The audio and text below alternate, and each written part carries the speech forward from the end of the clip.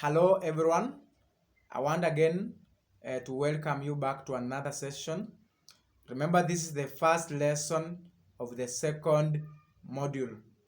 We covered a lot in the first module, and I want to encourage you that as we go on with this second module, we also have to go through what we covered in the first module, not only for the purposes of examination, but also as a way of mastering what we covered in the first module. Now, this lesson is all about introduction to a language. And a language, in simple terms, is a mode of communication that has its own rules that govern the production of words or signs and sentences so that we can have a meaningful delivery of messages either between two people or among groups of people. Now, I said during the first module that sign language correlates with English. And I want to remind you that these two languages are different from each other. They are quite independent. Reason being that each of them has its own rules that govern the production of words or signs. But even though these two languages are different, or generally languages are different all over the world, but remember one thing, that the language pattern and the culture remains universal. Now, there are a number of things that I want us to remind ourselves about languages. That every language, that's one, that every language has its own set of vocabulary. Every language has vocabulary. Remember, in the first level, we talked about different units. Of course, we presented different vocabularies in different units. So that means that those are the vocabularies drawn from sign language. The second thing about a language is that the vocabulary in a language has to be stringed, joined together to form sentences in order to convey a meaning. Now, if you want to communicate in any language, these vocabularies we have talked about must be joined together in an appropriate way in order to convey a meaning.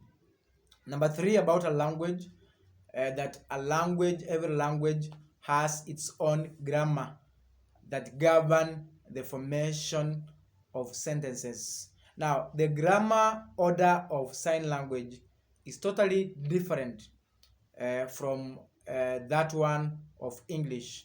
That one we have to know. The next thing about a language, of course, which is number four, is that the grammar rules differ from one language to another. So don't expect someone speaking in English and another one translating in sign language to have a similar grammar order or follow the same rule. No, the one presented in English will follow the English grammar rules, and the sign language will also have to follow its own rules, so that at the end we have a meaningful message delivered to the audience. The next thing is about all about that languages have certain basic sentence pattern. Now, for example, the simple language pattern of English is subject, verb, and object, which is totally different from sign language. The sign language takes the language pattern of object, subject, then verb. So every language has, of course, its own basic sentence pattern. And remember another thing, that the users of a language, if you are using English, if you are using Swahili, if you are using sign language, The users are the only one who knows the grammar rules of that given language that they speak or they sign. But they don't need to know how to explain or describe the rules. What's important is about knowing the language. You don't have to explain the rules that govern that language. That's very important in sign language. The next thing we have to know about a language is that every language has variations, which could either be due to regional or social factors. As I mentioned in the first module, that in Kenya, we have variations based on the regions, that how people from the coastal region of Kenya or from the western region of Kenya or central present their sign language differ in some ways. That one we have to know, that even languages have that one.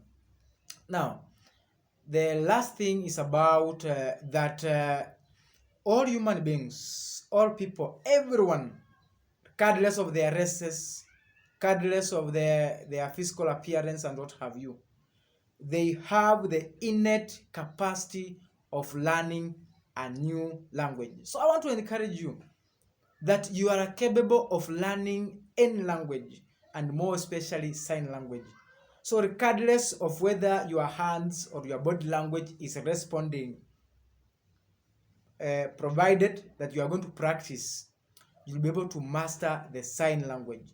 So that just have that encouragement that you have the innate ability to learn a new language. Now, another thing about a language is that we'll talk about mediums, ways of expressing a language. So a language, any given language, can be expressed in the following ways. Either one, a language can be spoken. You can speak a language. Number two, a language can be written. You can express a language in written form. Number three, a language can be signed. And for this case, sign language can be expressed through signs. And lastly, a language can be brailled. You can use a braille machine to express a language. So those are four ways of expressing a language. Now, if the language in spoken, written, signed, or brailled, the words, of course, of that language will follow the same order in the sentence. It is only those who understand a given language can interpret the meaning. If you don't understand sign language, you cannot tell someone, you cannot tell what is being conveyed. So only those one who understands a language can be able to interpret the language. Now, for this case, we say the deaf can express themselves using signed English or sign exact English. But remember, these two are not languages, but they are mediums of expressing English. So not only, this is what I'm saying, not only deaf people can express themselves using sign language, but they can also use signed English or signed exact English.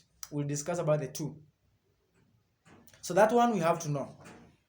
The next thing is about, which is very important in a community, that courtesy is not bought, but it's granted. And courtesy begins at home.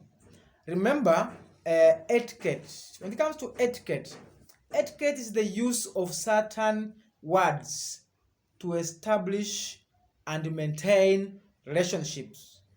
That when you are talking to me, the way you select the words, the way you express yourself will be able to sustain me to be able to continue discussing with you. Otherwise, if you don't have etiquette, then you not talk to anyone. No one will be able to listen to you. Now, we can also say that etiquette is the concept of using appropriate language and skills during a dialogue. Such words that are used are like, excuse me, please may I come in, among other things. So if we are able to use this soft language during a communication, we are able to maintain. And remember, sign language is all about having etiquette. If you do that, you'll be able to maintain a number of deaf people listen to you. Otherwise, if you don't have etiquette, then you'll lose the audience. Now, another thing is about dialogue. Dialogue is very necessary, especially during sign language interpretation, that we have to develop or create a dialogue during interpretation so that we are able to retain the audience throughout the process of interpretation. Now, remember, a dialogue is a written or a spoken discussion or conversation between people or among groups of people in which opinions and ideas is exchanged. So that one we have to know.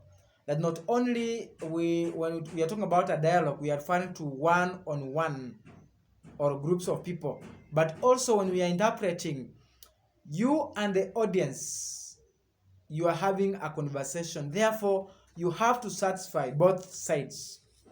Now, during presentation of any language, the following has to be observed.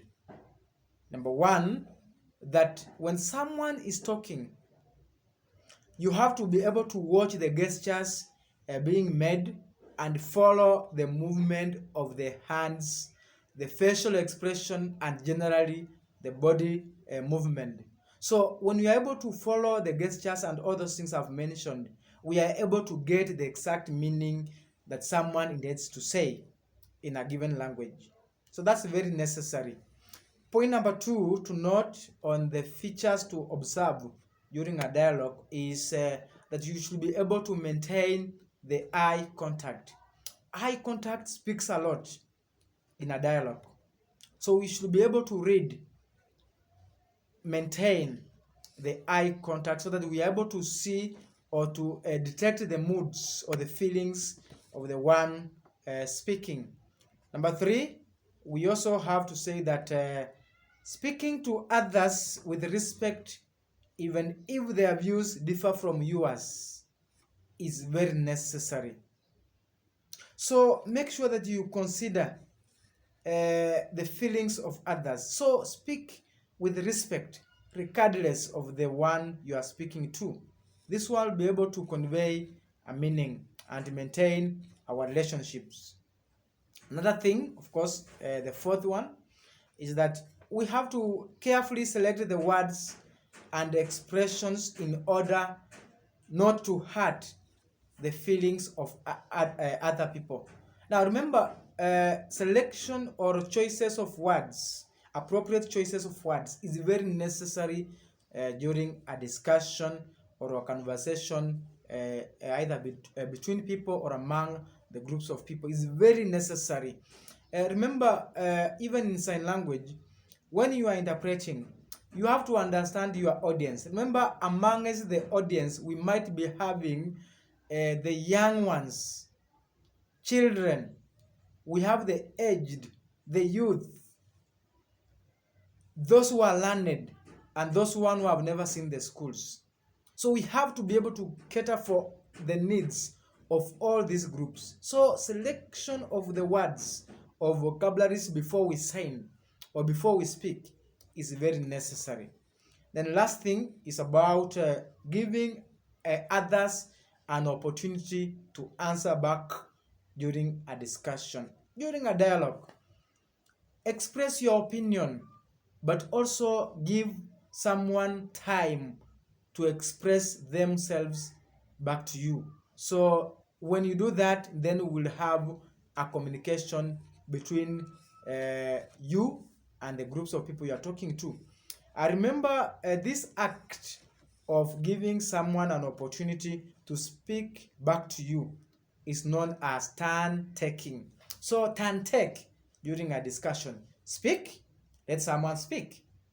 Speak, let someone answer back.